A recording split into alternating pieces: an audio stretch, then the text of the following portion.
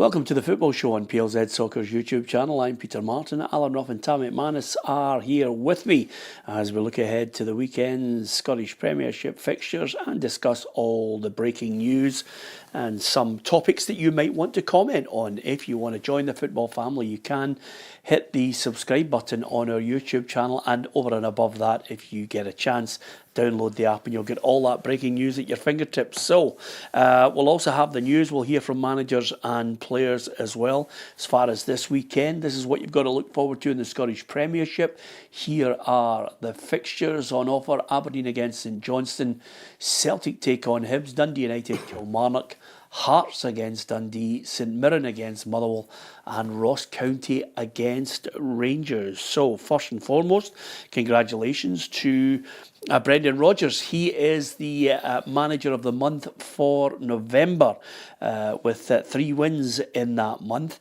And of course, preparing for the game against Hibs. This is what Brendan Rodgers had to say today. When you're young, sometimes you don't see the dangers, you don't see or think of other people. That's a concern for me, when my concern is also within the players. When you're preparing for a game of football, it's details so that you're ready to go whenever the kickoff is ready to start. And that quote is in direct correlation to the fines that could be coming Celtic's way. Of course, Celtic, Rangers and Motherwell all criticised and first of all given a note of complaint from the SPFL with regards to pyrotechnics. So Brendan Rodgers clearly trying to respond to that as well. Lots of managers and players concerned about this. It's an ever-increasing problem, Ruffy. They just can't seem to stop it. And the reason why people can get away with it is because there's no real checks on anybody coming into a ground anymore. No, and I think these people have to realise how dangerous it is. I think the powers that be wouldn't be telling them not to do it unless they have evidence that it is bad for our game. You know, okay, to see it as a spectacle, it might look good, but you know the dangers of it hitting somebody overrun that. So you know, you would like to think that the certain people who are doing it are listening to the club, because you kind of continuously keep getting fined, because at the end of the day they're the ones that are going to get hit with the punishment. Yeah, I remember the days when you would walk up to a turnstile, Tam, and basically you would be checked either by a police officer or a member of security. That doesn't happen now. You just waltz in with your season ticket and you can go in through a turnstile without any great checks. You can waltz past security people and you could take anything in. Yeah, I think it's difficult to police, Peter. I think that you've got to start maybe looking at deducting points and stuff like that. I think that's the only way you're going to stop people from doing it. As you said, it's difficult. You're getting stewards coming in, not getting paid a lot of money. You know, are they going to really search every single person that goes into a stadium? I don't think so. So yeah, unless it's like firm, punishment, as in points, or banning away fans or home fans, whoever it is, banning them from grounds, then I think it's just going to continue, Peter. Because as I said, it's tough to police for stewards at games. Yeah, and the other thing about it is, exactly, if I was a steward and the money that they get, I would not be taking the risk to take the abuse of some people who clearly don't want to be caught and clearly would be quite happy to cause all sorts of aggro for a steward. Yeah, but people would say it's the police's job. And the police are getting paid to be there and getting paid hands. All they've got to do... There's not enough of them nowadays. No, but once the game starts, they know where it's coming from. At every ground that you've mentioned, you know where that pyrotechnics is going to start. So all you've got to do is get 4 or 5 policemen to stand in that area and pick one guy. Just pick one guy, make an example of him, and you would think the rest would just follow suit. Yeah, there's a good point here by Jay Keane, who says, if fans... But it's bad if fans do the pyro, but Aberdeen do it without issue. If the wind wasn't howling up there the other night, that smoke would have stayed. It's a very good point he makes. I mean, I know Aberdeen are trying to create that atmosphere, and it's a controlled situation where they have, you know, the hot flares going up and everything, but it's a controlled period of 2 minutes of build up to the game. End of story. It's before the game as well. It was a good period before the game. You know, it's not during the game or right on kick-off. We've seen it at Hampden, Peter, with the semi-final with Celtic and Aberdeen getting delayed for quite a while, maybe 10, 15 minutes. You know, and it's unacceptable. You know, people have, you're there, you want the game to start. So yeah, under a controlled environment, maybe 5-10 minutes before the game, yeah, fine, as long as it's all cleared. But yeah, as I said to you, Peter, I don't know how the powers that be sort it unless they start big fines, banning supporters or points deduction. If they bring in strict liability, says Brian, the powers would have to fine every club for every minor issue every week. It won't work. As you say, it's difficult to police. I just think you actually, you just get to a situation, just keep fining them. Yeah, but you have to watch who you're fining. It has to be the people that are obviously doing it. You know, it's a big stadium. A lot of people not involved in it at all. That's why I'm saying it should be. You know, the clubs just keep getting fined. Just keep fining the clubs. You can't fine the individuals, or Well, it's the individuals that are causing it. Yeah, but you have a situation. I'm of the belief that you have a situation where, quite simply, if somebody breaks the law, it's the same with the drinking situation and the preposterous situation we find ourselves in, where there's one rule for rugby people and there's one rule for the common man who goes to watch football, which is quite simply, you're not going to have drink in the ground. Now, nobody's challenged it yet. I think they should.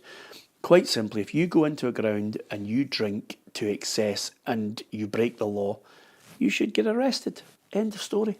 That's it in a nutshell. Same here with this situation. If somebody is known to have a flare, you get arrested. If it's against the law, if there's any breach in the law, you get arrested.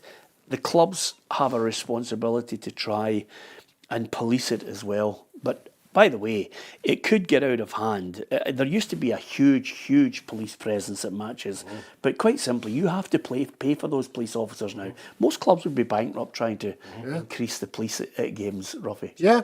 I mean, we see it at the European games. It's heavy-handed. You know, I do believe that the costs per season for individual clubs is a lot more for others, obviously, the more that are there. But it is a big expenditure. That's why I'm saying maybe we should be asking the police to do just that wee bit more. I know they've got a lot to do other than chase people with pyrotechnics, but I think you've got to start going in and making an example of the people that are in there. You're not asking the stewards to do it. They're not getting employed to do it.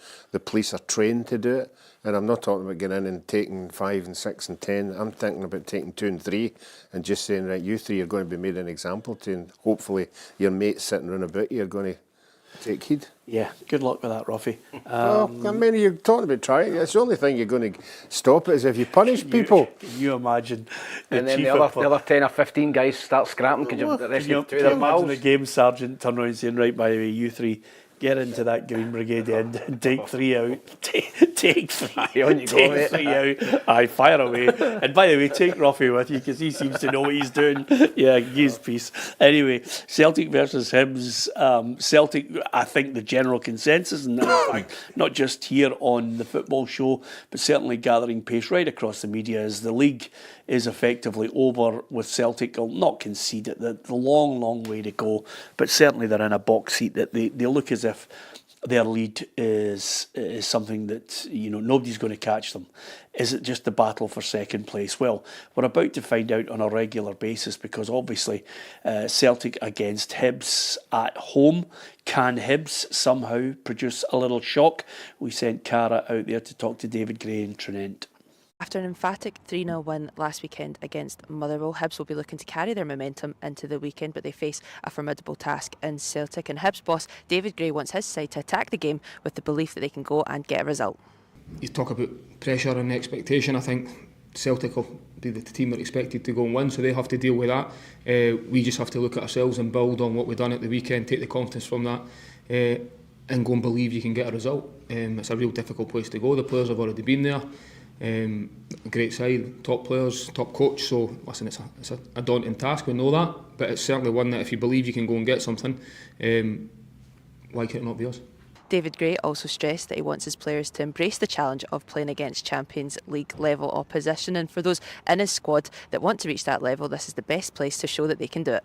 And you need to hope that that's enough, and I think you need to have a good game plan. You need to be structured in what you do. At times you'll need to ride your luck. At times that's what happens, but you need to have that confidence going there that you're not just going there hoping. You need to go there and believe in what we're doing and really back yourself in these situations, because it's also a really good test that the players can look forward to testing themselves against Champions League players. That's a team that's playing in the Champions League. A lot of the players who are in my squad at the moment have aspirations to go and play at higher levels if they can, or they want to try and reach the highest level they can. So it's a great opportunity for them to test themselves against a good side and a great arena to play football. It's a 3 p.m. kick-off then on Saturday, and the question is, can Hibs cause an upset, or will Celtic continue their domestic dominance?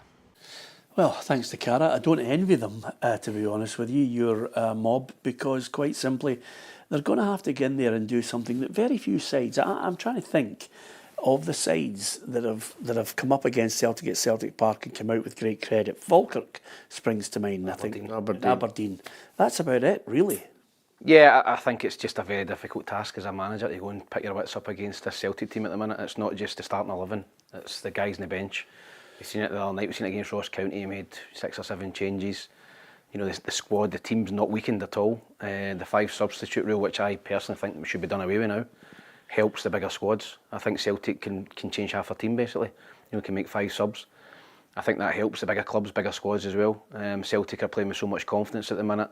Great result, I thought, during the week, in horrific conditions, one of the worst conditions I've seen a game. You know, but Celtic still got up there, you know, dig out a result, win and come back down the road. So, listen, if Hibs can go there and just get beaten narrowly or whatever, I think you keep your confidence intact. If they go there and lose an early goal, it could be 4 or 5. So, listen, I don't see Hibs getting into the game. I'd love to sit here and think that Hibs can get something out of the game, but I think Celtic are far superior in every department and they'll win the game comfortably. PJB says, I seen the Hibs team out in their Christmas night out last night in Edinburgh. There'll be a few sore heads. Hopefully they'll be recovered by tomorrow. If not, they're in for a hard afternoon. I'm not having that. You win a Thursday. There's not a chance in hell. Not a chance. I think that's the only boys not even your squad would have done that on a Thursday. Not at all. You know, not even me and Gary O'Connell and Derek Ryland would have done that. Yeah, it would have been a Friday. No, yeah, absolutely. You wait until there's a free weekend or something like that, and then you have it. You know. Do you remember that period, Ruffy, where the newspapers were slightly stronger, okay, massively stronger than they are now, but they made a point of absolutely going out just to muckrake and follow.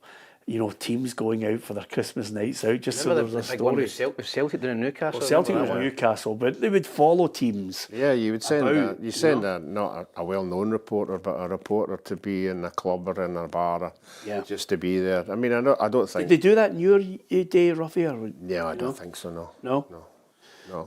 You always used to get taken away night before games. Big games, New Year and Christmas. And can you remember Christmas nights out? Was there a specific Christmas night out where it was scheduled? We'd probably just go into town, you know, nobody really bothered with us. That used to see us falling about after a game on a Saturday. the best Christmas night out I went when I was only a boy at Hibs, and Sean Dennis, Yogi Hughes, Pat McGinley and all that were all there, and we went to the Bowling in Edinburgh. And it was fancy dress, and Sean Dennis was dressed as a Teenage Mutant Ninja Turtle, the full thing with the big head. Yeah. And in his wisdom, about 10 minutes into this, we're having a beer, the first game of bowling, he put the ball in the head, the bowling ball in the head, and rolled it down, and it stuck in the corner bit, and all the alarms went off. And kid you not, 20 minutes into we get thrown out, the whole squad get thrown out. Is that right? And they went to just go and walk about pubs. We met in the bowling for like 3 hours, something eating all that, and Sean Dennis basically kicked this bowling alley. Yeah, and I know Sean, such a nice lad, no surprise. We had an Irish boy signed at Hibs, I can't remember his name off the top of my head, but we were all having a night out and we told him it was fancy dress. We told him it was the Rocky Horror Show. He had to dress up as something. He turned up with high heels and stocks. He walked into the pub. Well, and so fancy dress or not? No. And now that's the norm. So, Christmas nights out, my God. Anyway, congratulations to sometimes it can get lost in these situations, but congratulations to Brendan Rodgers, Manager of the Month for November. Not only the winning the games, but the style of play, you know, the entertainment that the team are giving us is great to watch. And I think obviously everybody can't get to the games, but if you ever watch the highlights, they're just a joy to watch. Most of the goals are all fantastically well worked goals. Okay, Celtic Hibs. Yeah, I'm not getting carried on by the 4 points that Hibs have got. We've seen what happened to Motherwell during the week there. I don't think you take the 3 points. Well done, the manager and the players. But no, I'm thinking 3-0 at least. 3-0. Should we jump into 3-0 because we jumped in with Aberdeen 3-0 and it did. As soon as I seen the weather, Peter, I knew it wasn't going to be 3-0. The weather was a great leveller. You keep laughing at me when I keep saying that. Pinned them down. I thought Aberdeen had a good tactic. Aberdeen, well, straight from kick-off, the wee boy Nielsen and Shinnie were ratting about. It was a perfect night for them. Yeah. You know, getting in there, getting tackles in. No surprise, both get booked. I think it suited Aberdeen a wee bit more. Celtic had to, eventually break through, but if you offered me 3-0 to Celtic, then I would take it. So I think 3-0 to Hibs, 3-0 to Celtic. Yeah, I think 3-0. Yeah, I think so as well, yeah. Yeah, okay. You can give us your thoughts on that too, but that's Celtic against Hibs. Give us your thoughts on that. We're going to hear from Kobe up at the Aberdeen training ground very shortly, but what about Rangers? They've got to go up to Ross County. Alison McConnell was out getting the thoughts of the Rangers manager after, of course, the AGM that happened 24 hours earlier. It's set to be an intriguing week for Philippe Clement's side, who have slowly found a bit of form with recent results and performances. However, that will be put to the test across the next 7 days or so. Clement's side head to Dingwall to take on Ross County on Sunday afternoon before they take on Spurs at Ibrox on Thursday night. And then, of course, it's Celtic in a League Cup final on Sunday afternoon at Hampden. And Clement is hoping that one of the players that has been key to the recent revival in fortunes, Vaclav Kearney, is a player for whom the Ibrox board can find a way to keep on a permanent deal. Having players on loan, it's something we need for the moment because we don't have the money to buy Vaclav for the moment now, or we didn't have the money to buy Abda at that moment. But we need to see and we need to try every year to have one player less on loan and one player more. That's an asset for the club, because we're going to have a similar situation at the end of the season. And Clement has also urged the Rangers support to take heed of today's fine that has come towards the club after the use of illegal pyrotechnics within games. I gave that message already several times, so everybody knows my opinion about that. And first, it's not safe. Secondly, it costs the club money, and we want to use that money in a better way, that we can do the right things with the squad, that the squad becomes better and the fans can be more happy with the squad. So again, clear message that it doesn't help in any sense towards the team in that way. Well, I think he speaks a lot of sense on this because, quite simply, some Rangers fans and fans in general across the other clubs as well just don't get it. You get the fine, there's less for the club to invest in players, and you can only deal with what the manager says here, which is quite simply, they don't have the money to buy players. He wants a striker in the January transfer window. They've just had an AGM where it was highlighted that of 5 players that they sold on, they managed to take in just £810,000, 17.2 million losses. And now they're going to be bringing on, as John Gilligan highlighted, investment directors who hopefully will be helping get the £8 or so million that they want to try and bring into the club, which might help the manager, might help him get a striker, might help him get Vaclav Cherny on a more permanent deal. Yeah, firstly on the AGM, I was staggered when I seen that, Peter. Probably like most supporters, to see those 5 players, particularly one that you paid £3 million for, to rake in 800 grand for those 5 players. It's incredible. I mean, Rangers need to be better in that market, in that recruitment market, and selling players. It's just as if they sign a player, he doesn't do well, and then they just take whatever they can for him. It's like buying a settee for £2,000, and then a year later you think to yourself, I don't like this settee now. I'll take 300 quid for it. Whereas Celtic, in my opinion, would get their £2,000 back for the settee. And I think that's the big difference between the two clubs, Peter. Celtic market their players. I mean, they sold the guy Lawal down to England for £2 million. He hadn't kicked the ball. Mikey Johnstone, £3 million. These are guys that hardly played, and they're getting big money, and Rangers are getting 810 grand. So that's something that the Rangers supporters will be bitterly disappointed seeing that.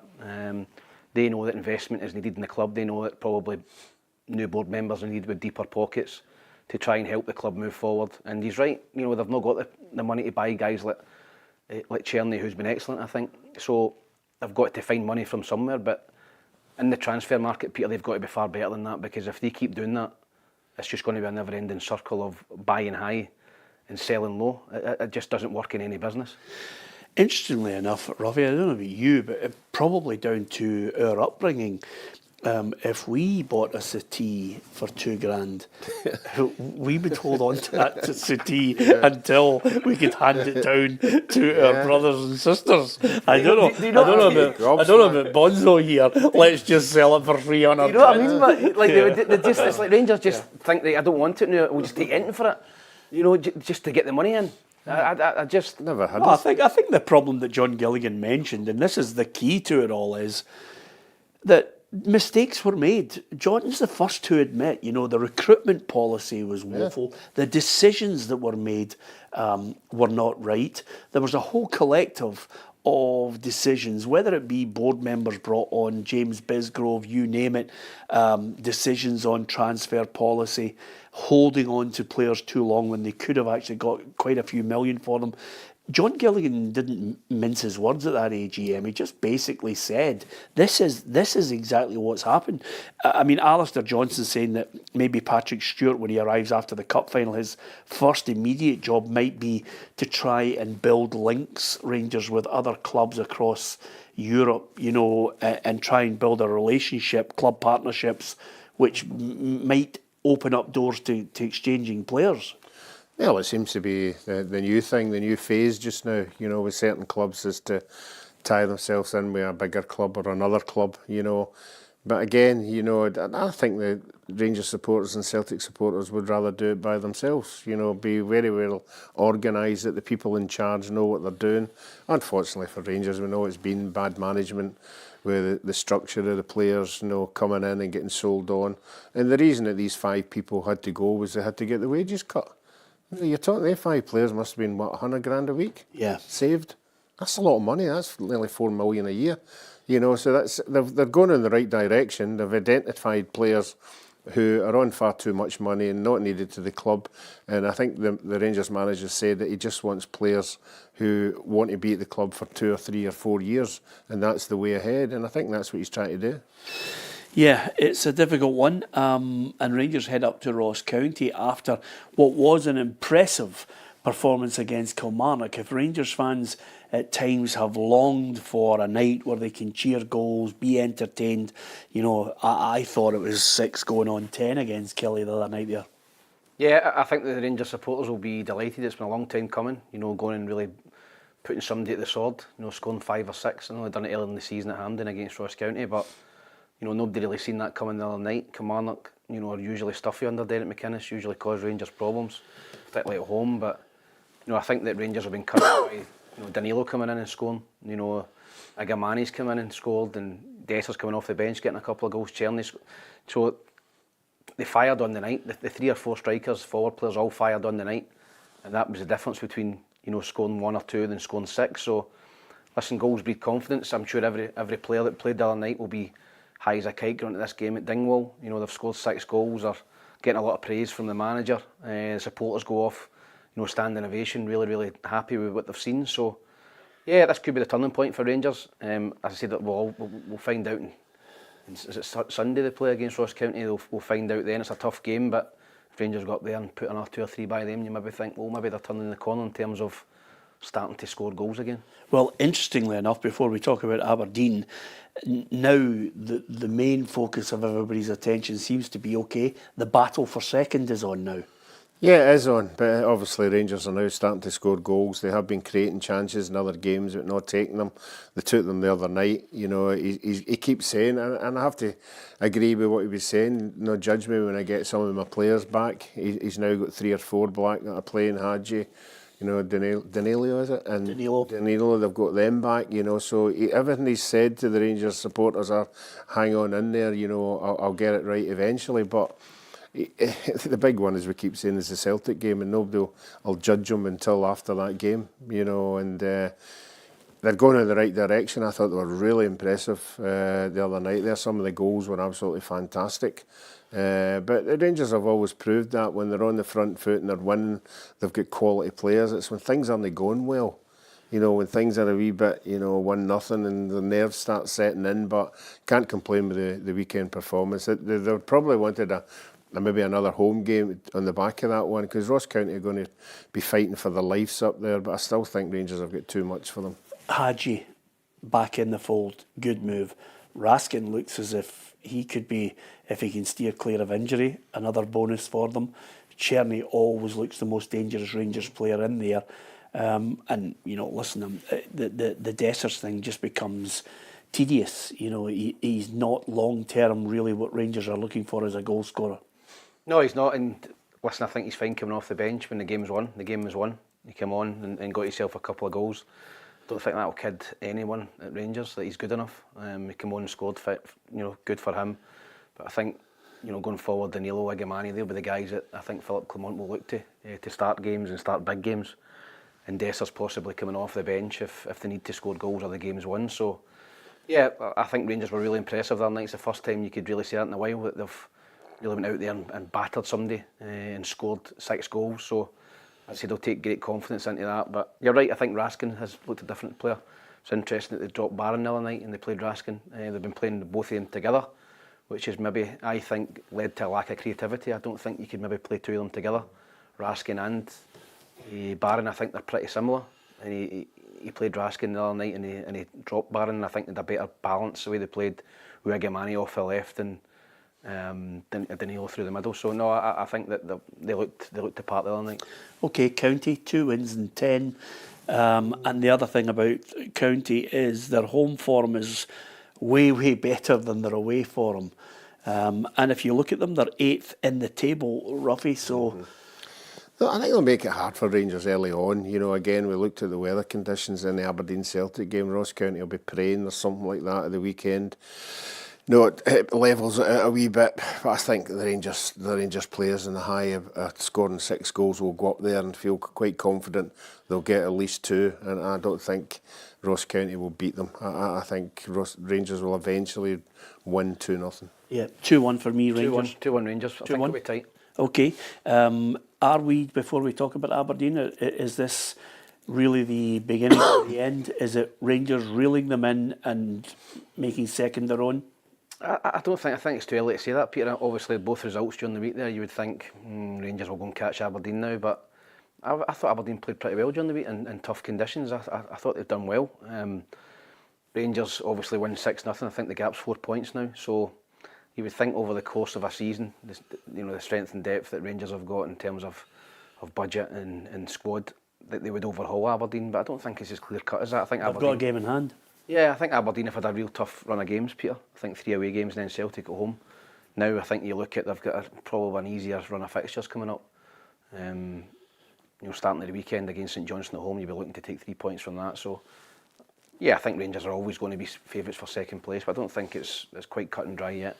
Okay, Ruffy, I wonder what you think. St Johnstone, Hibs at Pittodrie, away to Kilmarnock and Dundee United, then Ross County at home, then Motherwell away, then Hearts at home before they face Rangers on the 15th of January. Decent run, I think. And yes, it's not a bad run, but obviously...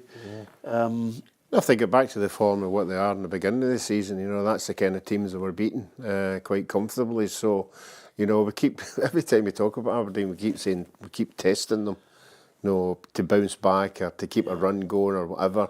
I think this is another wee test for them. Yeah, they played well against Celtic, but in the last 3 games, they've only picked up, many points? 2 points? 4 games.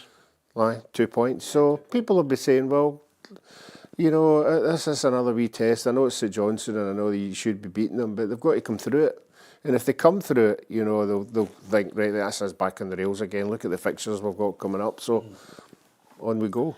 Okay, well worth having a wee look at our vlog from midweek. Patrick Mullen, our reporter, along with Kobe Henderson, were up there together at Pittodrie for the big build-up to the game. Had a quiz with a few Dons fans, a lot of fun, and of course covering the game and the excitement of it, and eventually the post-match reaction to Celtic just edging it by that solitary Rio Hatate goal. Well worth having a look on our YouTube channel and looking back over that journey for Patrick, and then joining up with Kobe. And Kobe's on the move again. He was out there today to talk to Jimmy Tilleen. Aberdeen take on St Johnstone on Saturday. Quick turnaround from Wednesday's defeat to Celtic. That's a result Jimmy Tilly knows his side cannot dwell on. No game is easy, so you always have to be ready and go out again and compete. And it's more about to be competitive and don't think about if you lose a game and then feel sad for that for a long time. It's not for us. You have to go for the next game. It's coming so quick, so you can't stay in the past.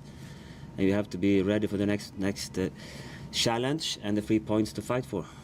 Aberdeen goalkeeper Ross Duhan will be in between the sticks. That's obviously in place of the injured Dimitar Mitov. However, the Aberdeen number 2 is wanting to use this run to make that position his own. Obviously I've been working hard in training, that when Dimmy's been playing, been pushing him on and supporting him all I can, and I see that's a good chance to go out and show everyone what I can do and hopefully cement my place in the team. Aberdeen take on St Johnstone at Pittodrie on Saturday. Kick-off is at 3 o'clock. Aberdeen against St Johnstone, I can see nothing other than a couple of goals to spare for the Dons. Yeah, I think so as well. I've been impressed by the way St Johnstone are approaching their games now. They are trying to make a game of it, but I still think Aberdeen will be too good for them. 2-0. Yeah, Tam, where are you going with that? 2-0 Aberdeen, yep, I think they'll get back on track, and then they've got Hibs the following week at home, so they've got a real opportunity in the next 2 games to really get back on track again. Okay, Dundee United against Kilmarnock. Kerry Pollock was out there at Rugby Park. After a 6-0 thrashing at the hands of Rangers on Wednesday night at Ibrox, Derek McInnes has warned his players he doesn't want the shoulders shrugging or the attitude to be negative as they head into Tannadice this weekend to try and change the direction of their season. Don't need players feeling sorry for themselves. I need to stay strong. We're no without our challenges at the minute with players not available to us at the minute, but I still expect better. The Kilmarnock supporters should expect better, their team I expect better, so tomorrow's a chance to be better. Dundee United have managed to turn their home turf into somewhat of a fortress so far this season, and with just 6 points between the top 6 and Kelly's current place in the league table, Derek McInnes has admitted that he wants more from his players. We've always been pretty competitive. We've not been at the same level for a lot of the games this season, and that's why we are where we are in the league. But I still believe we're only a third of the season in. We've got 2/3 of the season to go. I always believe 12 wins in this league gets you top 6. So we've got 9 wins to get between now and then. Can Kelly get back to winning ways for the first time since October, or will Dundee United prevail victorious? Kick-off is at 3 o'clock. Okay, 1 win in 7. That's an interesting point that he makes there, Derek McInnes. Isn't it 12 wins gets you top 6? Yeah, I've said that all along, that managers do have a fixture list and a big board in their room, you know, and they'll be looking at games, you know, and saying, you know, these are games we should pick up points, you know, and sometimes you don't, then you're relying on getting another 2 results. So, you know, they've been poor. There's no doubt about that. I think therefore, well, we've talked about Stuart Finlay being out defensively, but I think going forward, I think their 2 wide men and their 2 guys up front haven't really hit the peak. And they were causing teams lots and lots of problems, and so were the 2 forwards. You know, but they've not been as prolific at the moment. But he'll be looking at the teams that at home they should be picking up points against. But I think they're getting Dundee United at the wrong time.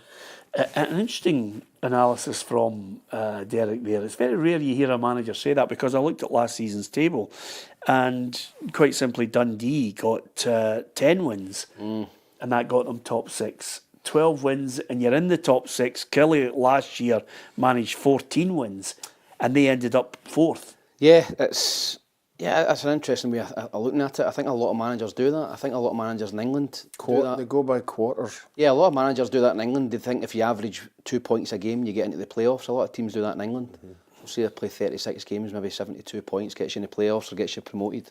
And obviously the managers are doing it here in our league. So yeah, I think they've played 14. So what's that, another 20 games, 21, 22 games left. They've got to get 9 wins. That's quite a big ask, I think, for Kilmarnock, the way you look at them just now. But well, it is the way they form. The way they're playing now, Peter, they don't look top 6 material, but Derek's an experienced manager. I'm sure they'll bounce back, but I'm not sure they'll bounce back tomorrow. That's a tough game away at Tannadice, where Dundee United are riding a wee bit of a crest wave at the minute. They're playing with confidence, particularly at home.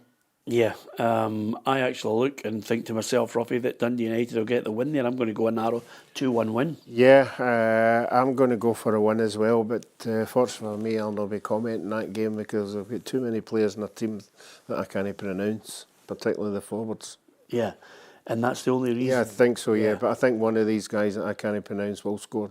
Yeah. Stephalopoulos, the other boy. He's been actually one of the really. I mean, that's the great thing about Dundee United is they have been on a really good run. It's been a good season for them. Jim Goodwin deserves credit.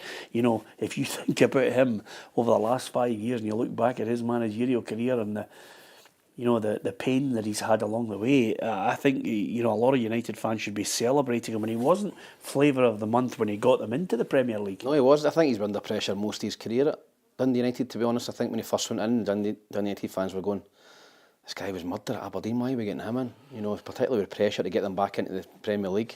He handled that pressure, they won the league. Wasn't he pretty at times? They've got in. A lot of people would have had Dundee United as bottom 2, bottom 3 material. Doesn't look like it this season. They've recruited really well. As Ruffy says, they've brought in players from abroad and from down south. They've really, really recruited well, and fair play to them. They're sitting 4th in the table and not that far behind Rangers at the minute. And this is a game they'll be looking at. A Kilmarnock team coming off the back of a hammer, they'll be looking to pick up 3 points at home. I think they will narrowly, maybe 2-1. What are you going for, Ruffy? I'm going 2-1. 2-1. Dundee United. 2-1 to Dundee United? Yeah. Okay. Stamatolopoulos plays for Motherwell, Ruffy. Just thought I'd tell you. But Dundee United have got one with a very hard name to pronounce. Yeah. I think he scored the other night. Babinski. Yeah. Honestly, you couldn't make it up. Play with them. You couldn't make it up with Ruffy. Who scored in midweek for them? For Dundee United? Yeah. Trap. Hold on, and I'll give you the names. 2 goal scorers. You're talking about Adebayoga. Yeah, there's the other one. Adebayoga's not a difficult. No, there's another one. The other one's really difficult. Yeah. Holt. Look, I know Kevin Holt. That's not. Honestly. Yeah, it is. There's no Babinski's in there. There's nobody else. That's it. Yeah, it's all fairly straightforward. Dundee United names. Either way, I think they're going to win. Do you think they're going to win? 2-1. Okay, what about the Jambos, by the way? Hearts against Dundee. I'm veering towards Dundee because I think, apart from the fact we had them in here, the way they played in the last couple of weeks. No, they have. As I said, they were a good point down at Kilmarnock, then hammered Motherwell midweek there. I think, again, they've got some good players. Lyle Cameron, really, really good season, really good young, promising player. They've obviously got a couple up there. Mulligan's been good as well. They've got players from down south and loan. So, yeah, listen, I think Hearts have improved, but they're still not what you think a Hearts team should be. They're not picking up the wins, Peter. Dundee are unbeaten in 3. Yeah, Dundee, listen, they'll go there confident. Hearts struggling to score goals, I know it. Listen, Lauren Shanklin's getting slaughtered for the supporters, I get that, but somebody else needs to step up. Yeah. It's obviously during the last week there, I think they got an own goal against Aberdeen. So they need somebody to step up and score goals if it's not Shanklin. You need other guys to chip in. You got Blair Spittle scored goals in Motherwell. He's not really scored many goals. I know Andrew McKinley, the CEO, is saying basically, as well as everybody getting excited about the Jamestown analytics and Tony Bloom coming in and putting money in, they still have to back it as a board, and the management still have to back it as well, because they've got to know and understand what this plan is and how to play it. And right now, they're at the bottom end of the table, and I'm thinking to myself, I don't see anything until if Hearts change dramatically in the January transfer window, then all well and good. Yeah, I think the Hearts supporters will be desperate to get to January. I think they'll be excited to see who they bring in. I think they'll be looking at players just now, starting with the Jamestown analytics. They'll have a list of players that they think can improve the team, and I think they'll bring quite a lot in. I think they need strengthened. You look at Hibs as well, they need strengthened. I think both clubs need 5, 6, 7 players in January. I know it's a difficult window, but they need freshened up big time. Those squads need more quality in it. So, listen, I know Critchley's come in and there's been a slight upturn in fortune in terms of performances, but not really in results, and he'll be desperate to get to January as well, because basically he's been stuck with another manager's squad of players at the minute, Peter. I know he's trying to get the best out of them, but he'll have his own ideas and the areas that he thinks he can get better in, and I think they'll bring in a lot of players in January, Hearts. Okay, Hearts against Dundee, Ruffy. How do you see that going? I'm going to go 2-1 Dundee. No, I think Hearts, as Tam said, they have improved, but they're not picking up results, and that's got to change. So I think it'll be at the weekend, and I think Shanklin will score the winner. 2-1. Shanklin will score as well. 2-1 Hearts. Shanklin scores the winner. Yes. Wow. There you go. There you are, Ruffy. You are being bold today. It's getting near Christmas. I was just about to say. Yeah, the bookies and get that on, Ruffy. I'll go one each. What was the crazy bet that your mate had with the Aberdeen and Rangers? Was it you that mentioned that? The crazy bet about giving them 17 points in a turnaround? Somebody said that on one of the shows here. I must actually... No, it wasn't me. No. I know that a few guys this season have got Celtic to be unbeaten in the league at 25-1. 25 to 1? That's what it was at the start of the season, 25-1. I think it's around about 4 or 5. How much is the wedge that they've got on that? A few quid. A few quid? Wow. Yeah. And two of the guys we know, which I'll mention after the show. Wow, okay. A minute of trouble. So they've got a wedge on Celtic unbeaten. I don't think there's... You'd be quite confident now. That was a wee bit of a banana squid the other night. Yeah. I was thinking to myself, one goal wins this game. Could be Aberdeen, but... I think another night like that night in January or February will be the one that'll be the doing. Yeah. Well, they've still got to go to Ibrox January 2nd. And we're about to witness up at Dingwall whether Rangers... Yeah. That was just a flash in the pan of whether Rangers can actually start to build a bit of momentum and belief. Yeah, it's another wee test. It's a test. They'll come through the midweek one in flying colours, but going up there, we saw what they've done to Celtic, and Rangers will know exactly what they're going to have to do to win that game. But you would have to say, in the form that Rangers were on the other night, with the players, the enthusiasm, they all want to play, they've got to win this game. 25 to 1, by the way. Would you have a few shekels on Celtic going unbeaten? No.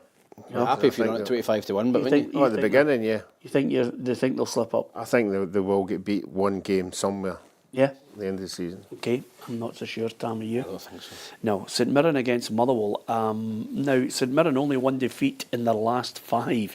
This is the nature of it. Sometimes as Stephen After Robinson... 4 straight defeats. Well, I was going to say Stephen Robinson Madness, is, he's the most calm person when it comes to these things because he doesn't get too carried away when they're on a bad run, and then certainly, tries to temper the praise when they're on a good run. But he reckons they will get their rewards. We're looking forward to it. I feel we've been on a good run of form. We've played very well in a lot of the games, and the way football is, some of the games where you've played quite well and you get nothing out of. So we played well against Rangers and got nothing. We played well to a point against Dundee United and got nothing. So football's a strange game, but we have to continue to do what we believe is right, and that's playing forward, getting into good areas, playing with intensity and pressing teams, and we're at home. Okay, they're at home. How's it going to go, Tam? I can only see one win at St Mirren. I think that Motherwell have been dreadful in the last 2 or 3 games, 3 straight defeats. Appalling performance. I watched the game against Hibs, shocking, and then beat 4-1 during the week. Really bad run at the minute for Stuart Kettlewell and Motherwell, and I think it's a tough fixture for them away to St Mirren. Real battle. St Mirren, December, wind and rain, weather's to be terrible this weekend. Suits them, I'm not saying that's the way they play, but they're difficult to play against at the best of times, and I just think St Mirren will bully them, and I'll go for 2-0 St Mirren. 2 wins and 8 for Motherwell, but they're still 6th in the table, Ruffy. Let's not lose sight of that. Yeah, they had their good bit at the beginning, but if you look at all these teams, every one of them have a bad spell. Yeah. Whether it's at the beginning, the middle or the end. I think Motherwell are now in their bad spell.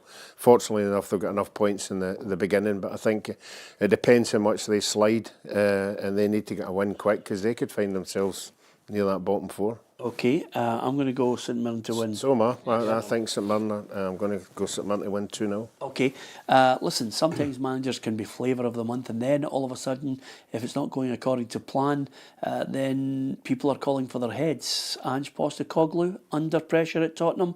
We'll find out after the news. Hi, I'm Blair, and here are your daily news headlines, sponsored by Arnold Clark for Friday, the 6th of December. Celtic, Rangers and Motherwell have all been charged with totally unacceptable conduct following pyrotechnic displays which delayed the League Cup semi-finals last month. Meanwhile, Rangers forward Danilo believes that vying for the centre-forward position with Cyril Dessers will only help bring out the best in both players.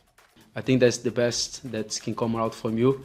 So obviously since we came here, we always had this competition. Sometimes we play together as well, but I think that's what can bring the best of yourself. St Mirren manager Stephen Robinson has provided an update on defender Richard Taylor and top goal scorer Toyosi Olasanya, whose contracts expire this summer. Yeah, we've obviously put offers to both players a number of weeks ago now. There's not a lot more we can move on. You know, so it'll be a decision that the two boys have to make. But I'll reiterate, both boys have been brilliant for me. And finally, Ange Postecoglou admits that whilst he didn't enjoy the angry reaction of Spurs fans, he can understand their frustration following last night's 1-0 loss to Bournemouth, which left them 10th in the table ahead of facing Chelsea this weekend.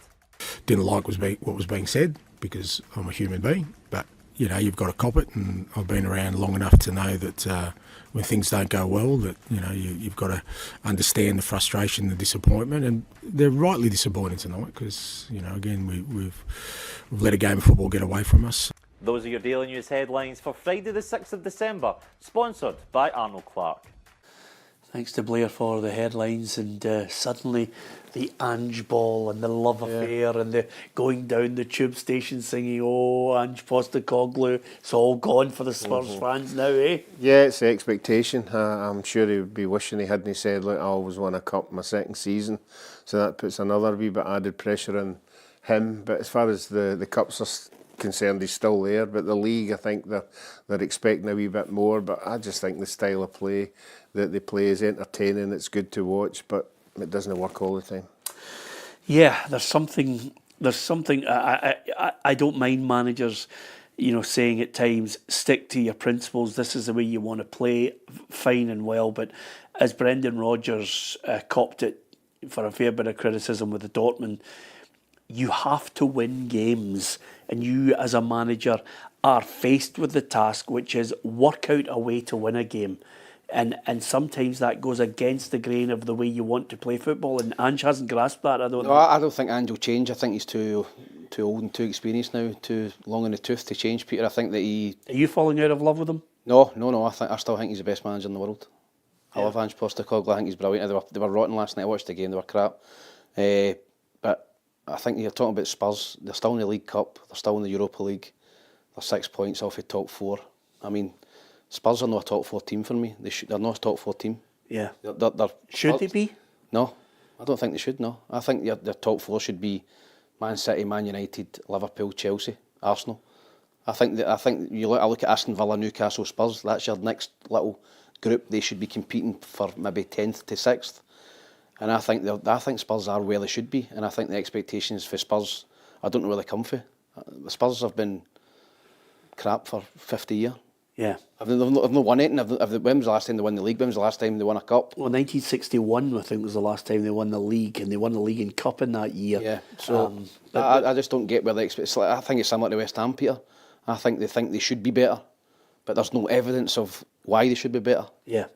The evidence is there because they don't buy the big players that the other ones. The chairman's tight the Chelseas, and they don't go over 100, or they don't go over a certain figure. Well, and if they did do that, they probably would be in a top four. Listen, let's get to grips with the whole thing, though. They were in the Champions League final not that long ago with Pochettino, and then they wanted him sacked as well because they like to play the Spurs way. Conte and Mourinho, and they've both said the same. Yeah, they can't. This club can't handle pressure. They just want to just go and finish 10th. Yeah, I'll tell you where I'd like to be this weekend if I had a chance to get in the car. You know how sometimes you just pick games where you think it'd be great to get in the car and go down there for the last Merseyside derby at Goodison, which will be very emotional. Everton and Sean Dyche will want to finish it with a bit of style and say goodbye to that great old ground. Although if you saw some of the pictures today about the new stadium flooded and some of the...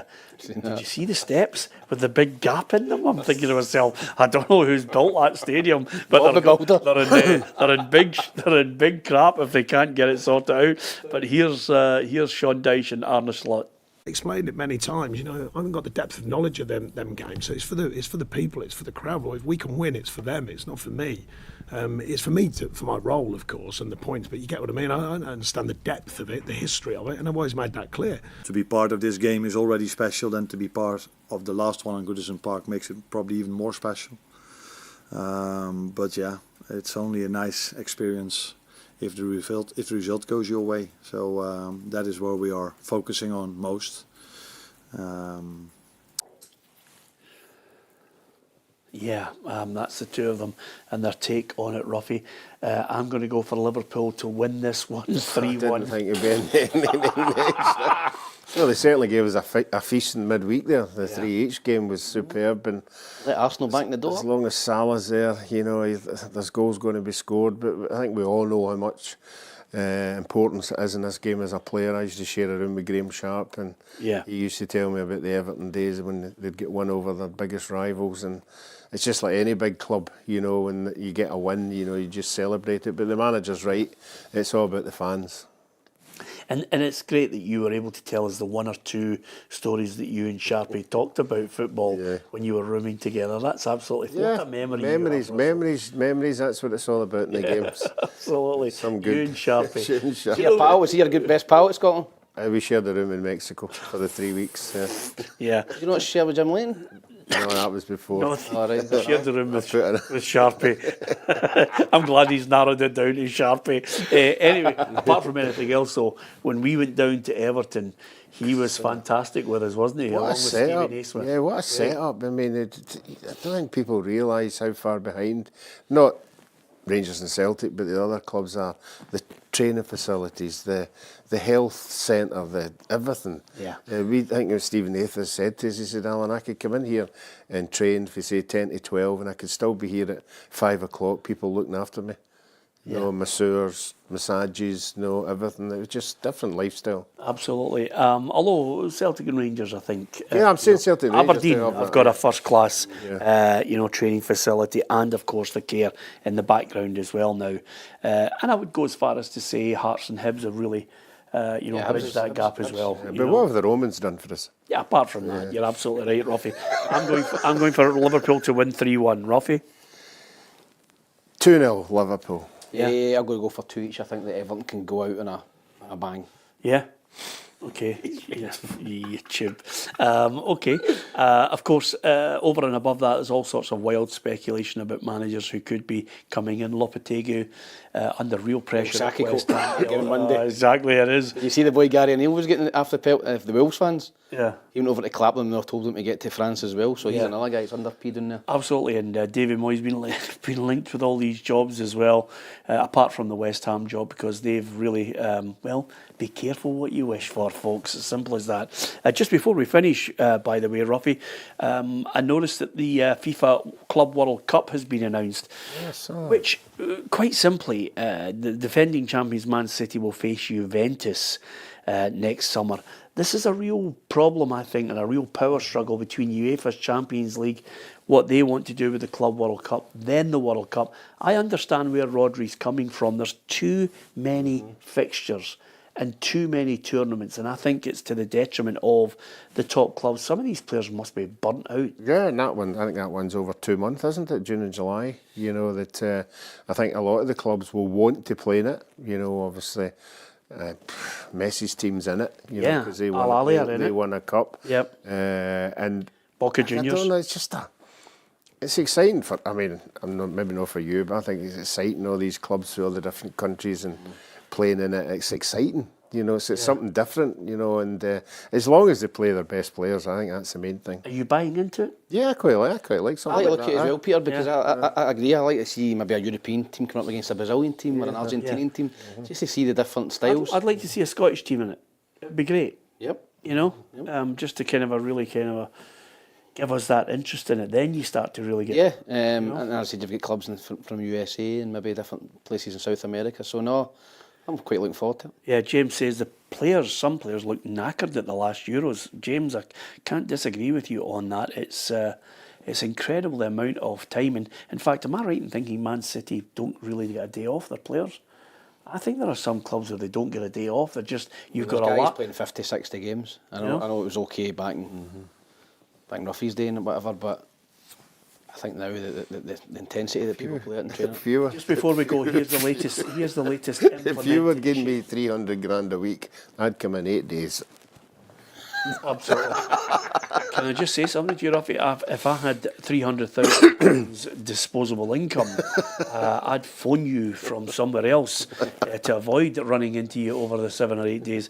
The other thing I was going to say to you is, just before we go, there's a possible implementation of a new change in the rule, which basically, if keepers hold on to the ball longer than 8 seconds, then the opposition team are awarded a corner. they're thinking of bringing that in, which obviously is a situation where they're trying to stop time wasting from the goalkeepers, because that's one of the things that really hacks me off. That's a great idea. I didn't see that, Peter, so that's news to me. I've not noticed that being a problem. I think it is. Well, it used to be. I think it is when teams are winning. What about your mob? They grab the keeper grabs the ball and then flops over. Flops down. The Everton goalkeeper, what's his name? Pickford. He's notorious for it. You fall down onto the ground. Goalkeepers do waste time, and I read another one that's possibly coming in that's getting trialled as coaches are allowed 2 challenges for VAR. I read that on social media the other day. FIFA are implementing that, so 2 challenges you're allowed per game. The 7-second one, some of the older people who watch the show will immediately say that Ronnie Simpson will be struggling because he has to bounce the ball about 20 times before he actually I wasn't. Obviously, it was before my time and there was no pass-back rule. I mean, I can't even imagine a game with no pass-back rule. But the goalkeeper just hold on to it for as long as he wanted. Absolutely, yeah. You could bounce it about. And by the way, there was no time limit. You could bounce it about on the left-hand side and then run over to the right-hand side. You could roll it and pick it up. Pick it back up. And then go way back the other side. Ruffy made a career out of it. Football would have been horrendous. You'd have been doing that for your own tenner bonus. Yeah, bonus. If you 1-0 up with 10 minutes to go and your goalkeeper get the ball, you couldn't get beat. Listen, I hope you have a great weekend this weekend. If this is the start of your festive season and you and the mates are out on your Christmas night out, then just be careful, keep it sensible, get home safe, don't get involved in any trouble. If you're going to football matches, go and enjoy yourself as well. The only reason I'm saying that is that because I'm going out tonight? is because it's the Duckla Christmas party and I don't want somebody picking a fight with us, Robbie. Just keep it calm. We're looking forward to it. All the boys are going out. We've played some good games this season. We've battered the Scottish football writers. Fantastic. Great. Lots of good stories.